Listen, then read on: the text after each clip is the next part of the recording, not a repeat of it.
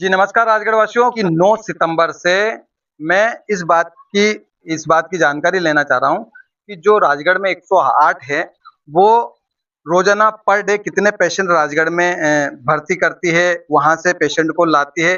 केवल एक दिन की जानकारी मैं लेना चाहता हूँ। कल 9 सितंबर को भी मैंने ट्राई किया था लेकिन मुझे जानकारी नहीं मिली। मैंने जो 108 प्रभारी है उनसे संपर्क किया, वो जानकारी नहीं दे पाए। उसके बाद मैंने ओटीपी में भी संपर्क किया कि सर आज तक मतलब केवल आज कितने पेशेंट 108 के द्वारा लाए गए हैं, लेकिन केवल एक पेशेंट मुझे बताया गया। वहीं ट्रामा सेंटर से भी मुझे किसी ने भी जानकारी ये कहकर नहीं दी कि हमारे सीनियर डॉक्टर है, उन्होंने हमें मना किया है, इसलिए हम किसी भी प्रकार की जानकारी नहीं दे सकते। हालांकि आज हम प्रयास करते हैं कि आज 108 के माध्यम से कितने मरीज जिला हॉस्पिटल में लाए गए हैं। तो आप हमारे साथ बने रहिए। हम कोशिश करते हैं कि आज 108 के माध्यम से राजगढ़ जिला हॉस्पिटल में कितने पेशेंट लाए गए हैं, कहां से लाए गए हैं, उनके मोबाइल नंबर वगैरह वगैरह।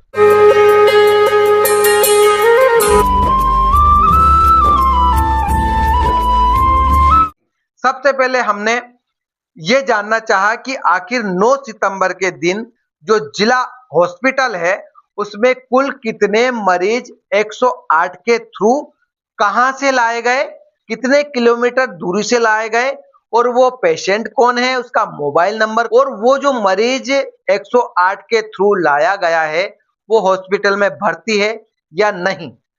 इस बात की जानकारी लेने के लिए हमने कल से प्रयास किया। इसके लिए हमने सीएमएचओ मैडम को फोन लगाया, आरएमओ सर को फोन लगाया, हमने सिविल सर्जन को फोन लगाया, हमने जो 108 के प्रभारी हैं तनवीर जिनका नाम है उनसे जानने की कोशिश की कि 9 सितंबर को कुल कितने पेशेंट, केवल हमने सारंगपुर, खिलचीपुर, नरसिंहगढ़ इनके बारे में नहीं पूछा, केवल राजगढ़ जिला हॉस्पिटल में 108 के माध्यम से कितने पेशेंटों को लाया गया, रेफर किया गया। इसकी जानकारी में हमने इसलिए ली, हमारा उद्देश्य ये था, हम ये जानना चाहते थे कि जो जनता को सेवाएं दी जा रही है, जो पैसे जनता के इस सेवा के ऊपर खर्च किए जा रहे हैं, उसका सदुपयोग हो रहा है या नहीं, ये जानने की कोशिश की।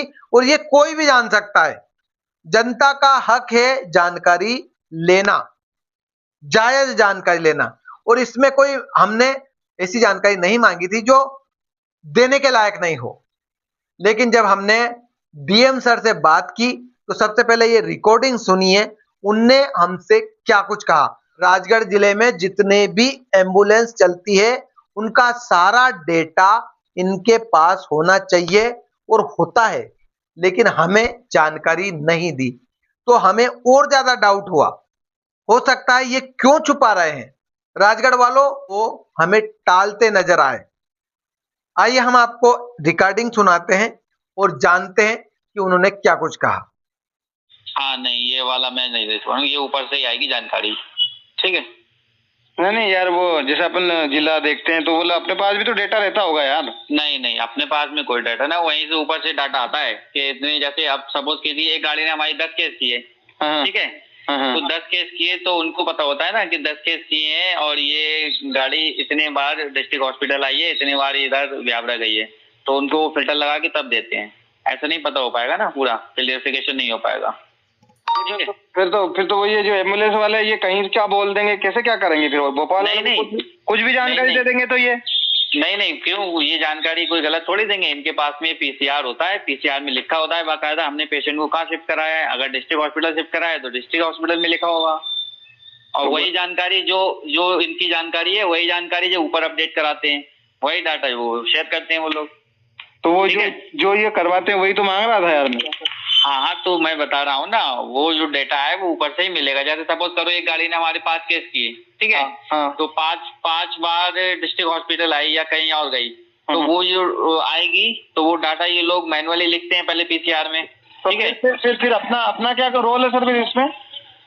अपना रोल ये है कि कोई भी अगर पेशेंट को सर्विस नहीं मिल रही है उसको सर्विस दिलवाना, गाड़ी प्रोवाइड करवाना, ठीक है, और गाड़ी से रिलेटेड कोई भी दिक्कत है मेंटेनेंस वगैरह का, अगर गाड़ी में कोई इश्यू है उसको इश्यू को रिजॉल्व करवाना, और सारी चीजें क्वालिटी को मेंटेन करना, सारी ऑक्सीजन है गाड़ी में और सारी चीज देखना, वेरीफाई करना, इक्विपमेंट चालू है नहीं है, सारा कुछ निरीक्षण करना और स्टाफ हमारा व्यवस्थित तरीके से काम कर रहा है, प्रॉपर ड्यूटी कर रहा है, सब चीजें देखना। नहीं, पर वो जैसे कोई फ्रॉड कॉल करके गाड़ी को घुमाता है और बोल देता है कि ये, अगर वो ऐसा करता है तो फिर इसकी जानकारी आप कैसे लोगे? मतलब नहीं, अगर ऐसा कोई कंसर्न होता है, जैसे आप बता रहे हैं कि फर्जी केस पे, हाँ, जैसे फर्जी चला रहा है कोई गाड़ी, हाँ, तो नहीं, तो इसका ऐसा है कि अगर फर्जी वो पकड़ा गया तो फिर तुरंत टर्मिनेट होगा। नहीं, वो तो होगा, पर आपको कैसे पता चलेगा फिर?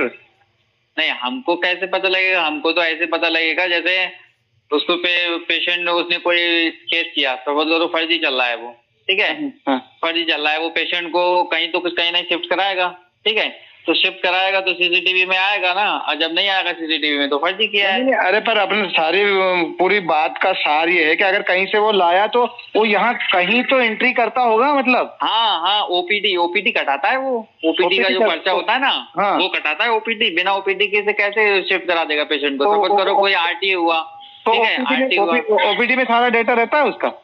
हाँ, ओपीडी में मिलता है क्या डाटा उसका, ओपीडी में उसका ओपीडी कटाना होती है उसको, तभी तो छोड़ेगा वो। बिना सारी गाड़ियां है ना, 54 गाड़ियां, सब बताइए कहाँ तक आदमी याद रखेगा? ठीक है। तो सुना आपने, ये है राजगढ़ जिला हॉस्पिटल में चल रही 108 सेवाओं की पारदर्शिता। हालांकि CMHO मैडम ने जल्द ही जानकारी प्रोवाइड करने की बात कही है।